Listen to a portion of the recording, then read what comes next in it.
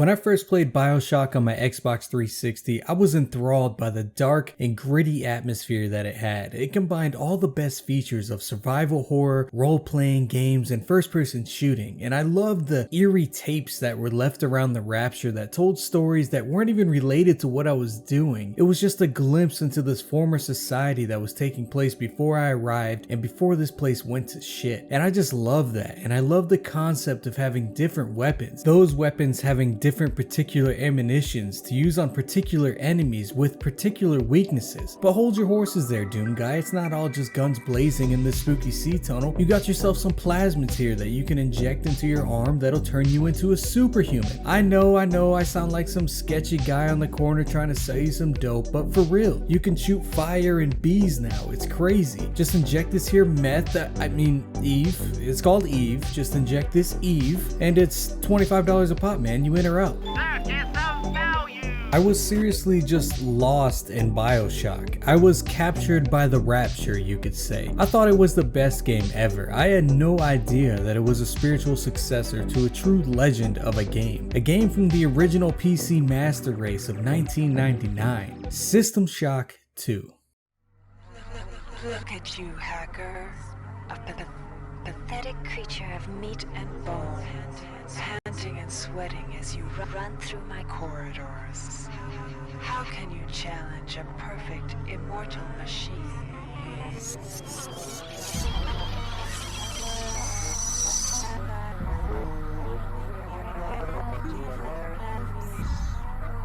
System Shock 2 was released on August 11th, 1999, 20 years ago. Not to the day, I'm a couple days off because I'm just terrible with time management, but also this game was just a whole lot harder than I was expecting it to be, but we'll get into that. System Shock 2 was designed by Ken Levine and co-developed by Irrational Games and Looking Glass Studios. It's a sequel to System Shock, pretty much only in name. It was meant to be a standalone title, but when EA signed on as a publisher, they decided to change it to be a sequel to System Shock, since they own the rights to it and all, so, you know, why not? The game pits you as a soldier sent to a ship called the Von Braun, a fancy-ass faster-than-light starship made by a corrupt cyberpunk-esque corporation called Tri-Optimum. Sounds like some Walmart branded protein shake mix or something. Anyway, you awake on this ship after a computer malfunction spits you out of your cryo tube, and lo and behold, you have amnesia. You don't know who you are or what you're doing. You just conveniently remember all that military training you had from the prior 3 years, so that's good. Some lady named Polito hits you up on your headset and guides you to safety and ultimately puts you on a mission to get to her. The game is, like I said, a spiritual influencer to Bioshock. Granddaddy Shock, you might say. The dark, gritty Rapture takes from the creepy, atmospheric Von Braun. The eerie tape diaries take from the similar, if not more eerie, audio logs that you'll find. You get different classes of weapons, those weapons having different particular ammunitions to use on different particular enemies with particular different weaknesses. And instead of plasmids, you get a psionic amplifier attached to your own Lavina USB-C. Plus, you get guided through this post-disaster location guided by a stranger's voice on the radio. Instead of researching the remains of enemies, you just photograph them. You can also hack security systems and vending machines in both games, and there's a minimal amount of RPG elements with tonics and plasmids that's like a dumbed-down version of System Shock's cyber modules. It's a very clear adaptation to the game that's really no surprise, since Ken Levine and Irrational Games also made Bioshock and advertised it as a spiritual successor. They weren't using that phrase lightly at all. System Shock 2 received impeccable reviews from everyone, really. It got 7 Game of the Year rewards, praised by articles and publications calling it innovative and influential, ahead of its time by creating this horrific gameplay experience, but it never really did that well commercially. It only sold about 58,000 copies. As for me, I never played it until this year. 20 years later. I was never a PC gamer growing up as a kid. My family didn't even have a computer, so I stuck with my PlayStation and N64 games and such until I eventually got into PC gaming incredibly late, around 2013-14. I always heard about System Shock and I wanted to play it for the longest time, but I just didn't. So in honor of the 20-year anniversary of its release, I thought I'd dive in for a first time look at System Shock 2 in 2019. Not me. No way. They're not gonna get me. They're not gonna change me. Rachel, kids, I'm sorry.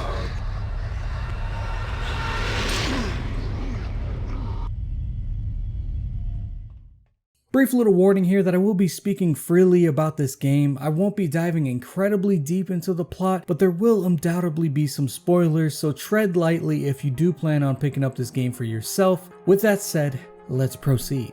My initial thoughts on the game over the first hour or two was, I don't know what the fuck's going on, this game is hideous, and I'm canceling this video idea. But as I kept playing, my disdain slowly vanished and I found myself wanting to go back to it and finish playing every time I stopped. I was hooked. You start off in a training center, and this is where your RPG elements are injected into the gameplay. You can choose between three factions: the Marines giving you weapons bonuses, the Navy giving you repairing and hacking skills, and the OSA giving you psionic powers. RPG elements are pretty commonplace in a lot of shooters today, like Bioshock and Fallout, but System Shock 2 was like a full-blown traditional style RPG. I needed a manual to decipher all the abilities and skills that you can unlock, and you're very lost at the beginning because you have no idea what skills you even need to get by. You also don't get all the skill points that you need to be like a jack of all trades. You have to pick your path and just hope for the best. You can't even attempt to hack something unless you have at least 1 point invested into hacking. You don't even know what half the items you pick up are unless you research them, which requires a skill in the research stat. Like the nameless soldier you play as has lost his ability to read the nutritional label on a bag of chips or something, but the dude can still sure swing a wrench though.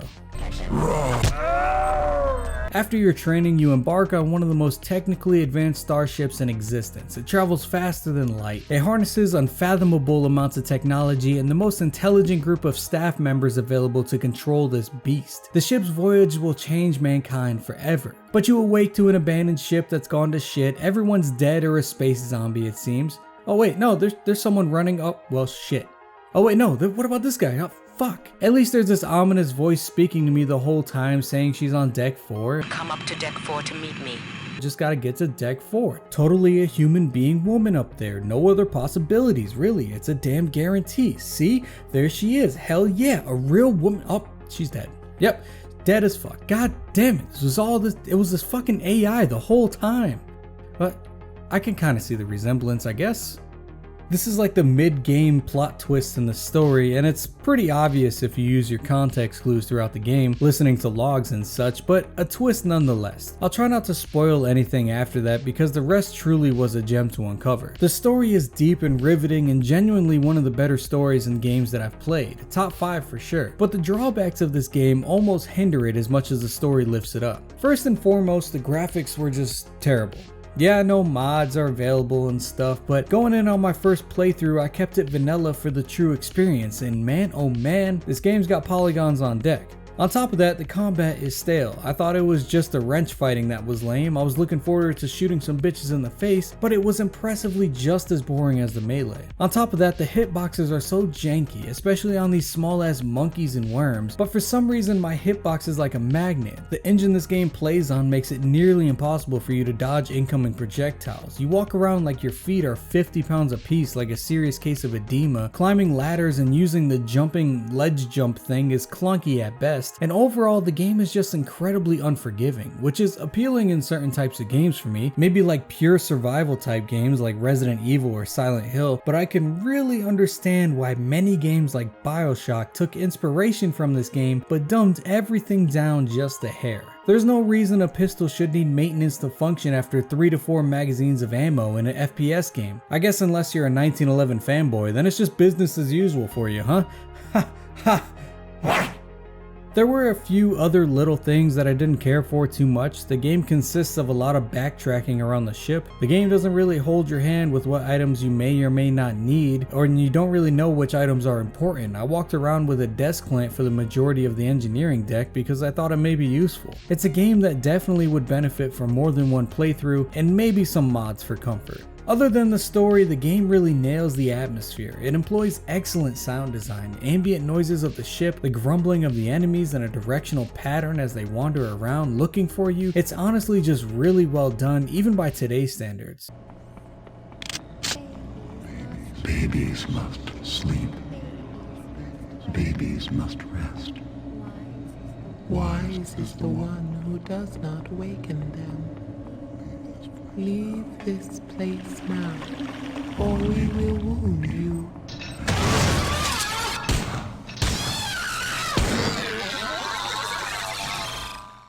It's done well enough to allow these polygons to frighten you. The lighting is also implemented well, the monitors that are flashing, the dark cargo bays, the red alert lights and the radiation filled corridors combines with the sound design, and it really nails the atmosphere. It provides a level of horror and tension that translates forward 20 years today to grip you effortlessly into the Von Braun as well as if it was 1999.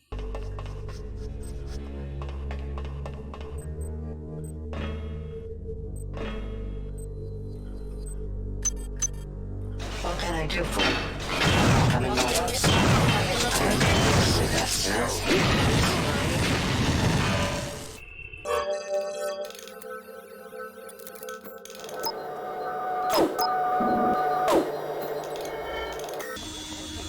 That's the triopulum.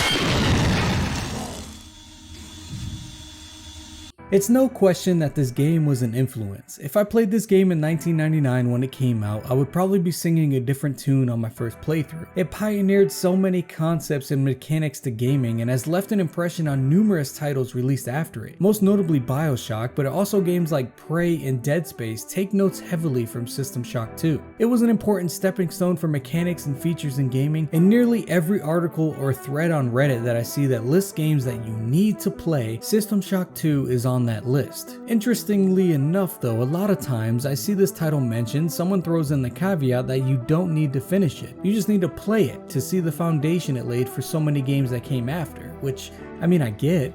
I wanted to give up multiple times on this game, but shouldn't that translate as a negative aspect for the game? The fact that it's so hard to get into that people recommend that you don't finish it?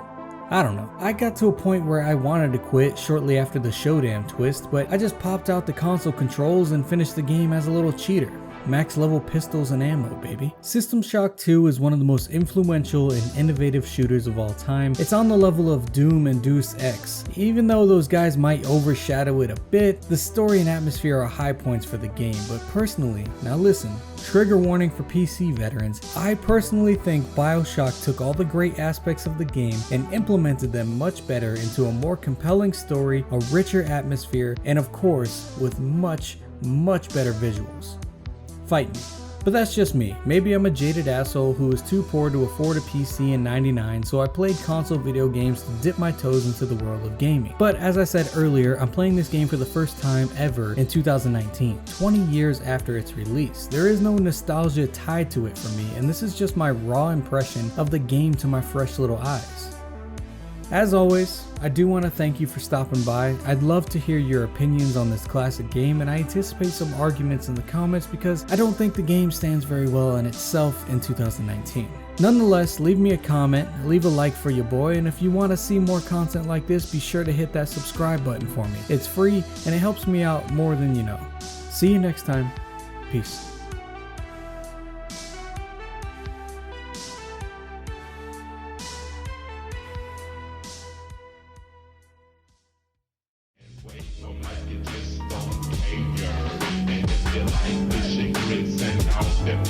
Everybody let me hear you say, oh